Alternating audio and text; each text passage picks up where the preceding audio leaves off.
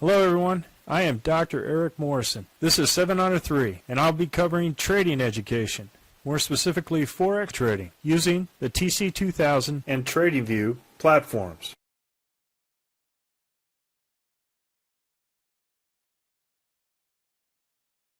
Hello, this is the stock indice review for the 17th of March on a Friday for the week, and I kind of want to start off with today's incredible move of gold.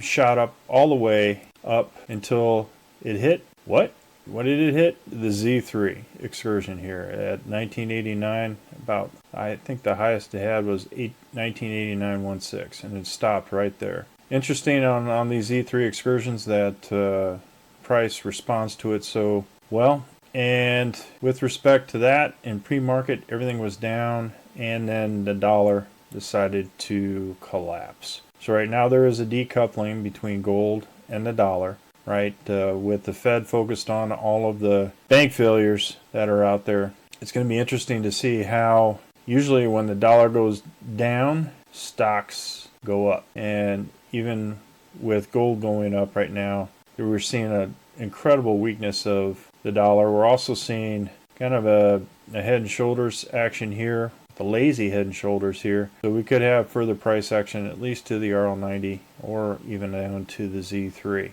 Right, so as it goes down, again, markets will respond in kind positively to it, or they'll have less than a drawdown to this because dollar has decoupled from gold. But in looking at this is interesting going forward. So whenever the gold price is up high and started strong, the markets were down, and vice versa. If the gold is down, then the markets were up, like yesterday. All right, so it was interesting that the dollar kind of hovered around here after it started to go down, and markets rebounded.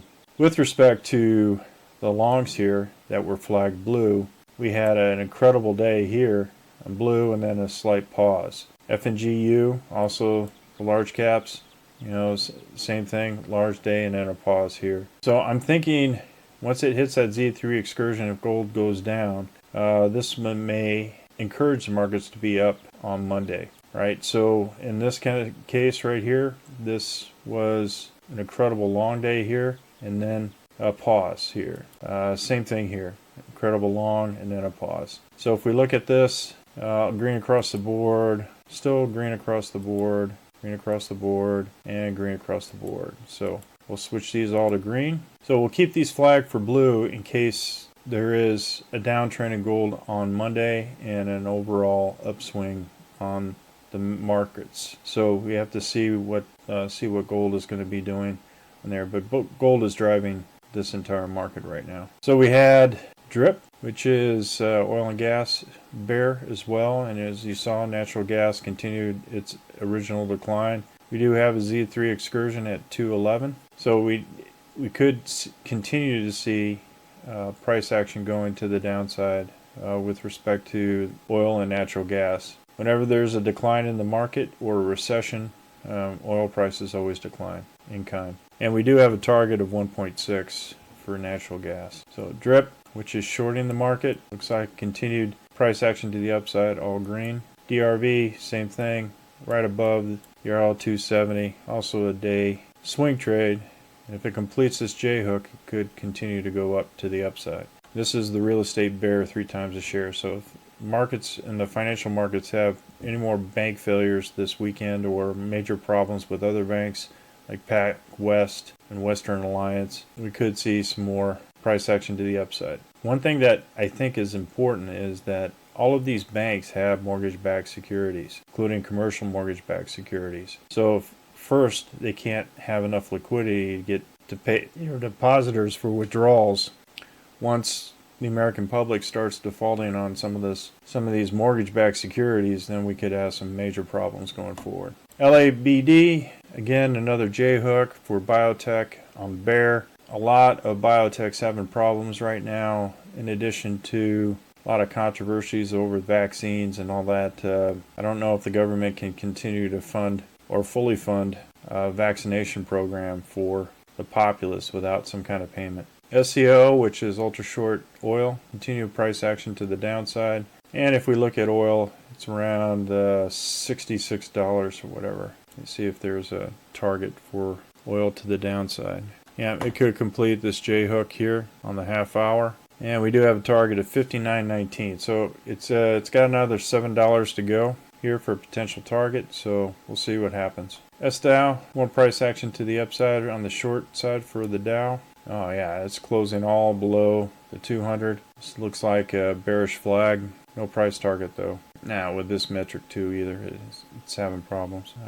Having a target right now. SOXL also took a pause here, right up against the RL90. Let's see if it goes positive on Monday. We just have to watch what gold's doing. SPXU also positive. SRTY also positive to the upside. Yeah, this is interesting.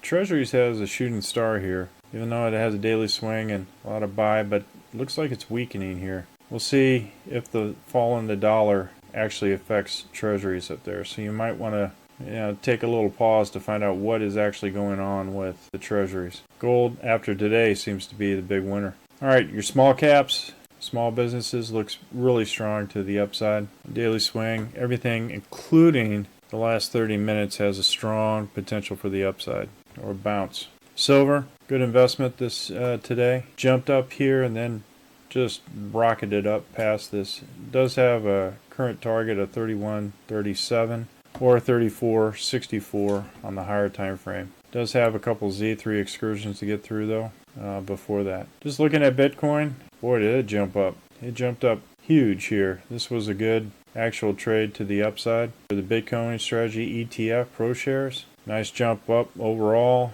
on 1,000 shares, $1,030 on the gap and $210 on the intraday. Hit the Z3 excursion and still going up after hours. FAS continues to do it. Bank failures are still happening. It's not like they've gone away. Even with the bailouts of JP Morgan Chase on First Republic, it's still not looking very good here.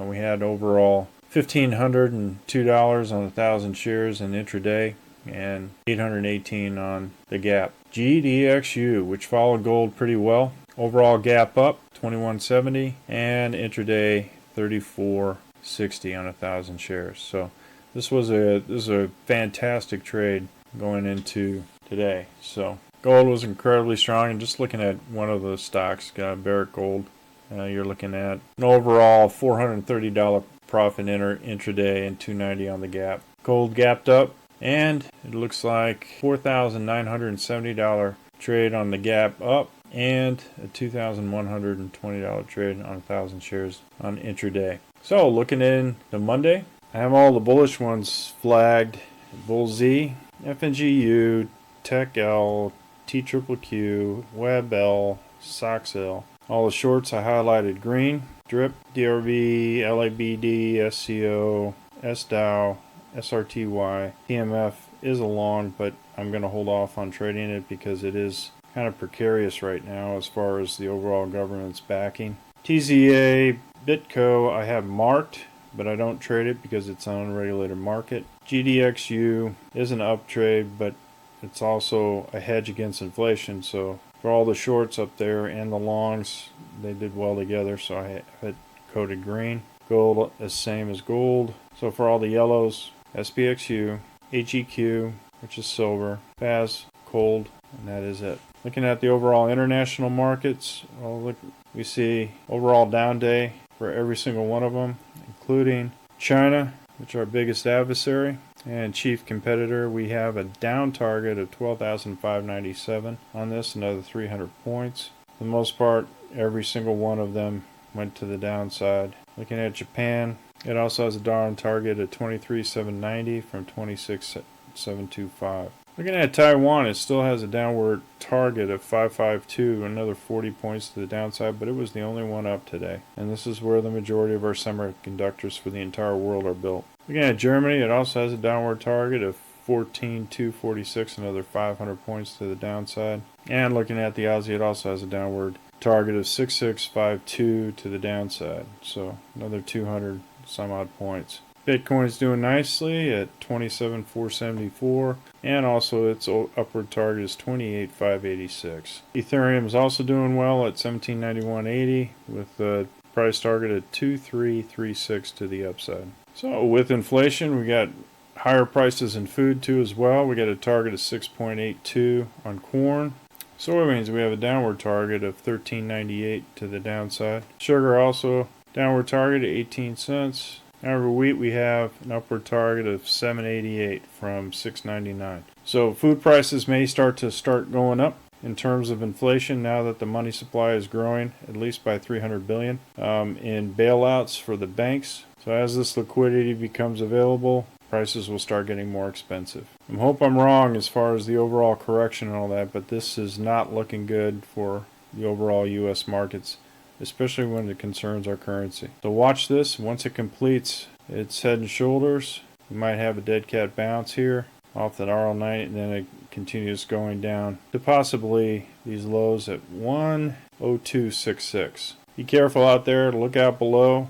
Make sure you're trading smart with ruthless risk management. If you're interested in any of these strategies going forward, or you're interested in programming in PyScript or Python, click on the links below. And remember, ruthless risk management. Folks, protect your wealth. Happy trading, and look out below. Have a great weekend, everybody, and I'll see you on Monday morning. Well, if you like this video, go ahead and hit the like rumble button below and the subscribe button. And if you want more information, go ahead and click the course information links below. On the TradingView link and on TC2000, I have an affiliate link. If you open up a TC2000 account, you will receive a $25 discount using that link. Thank you for your time.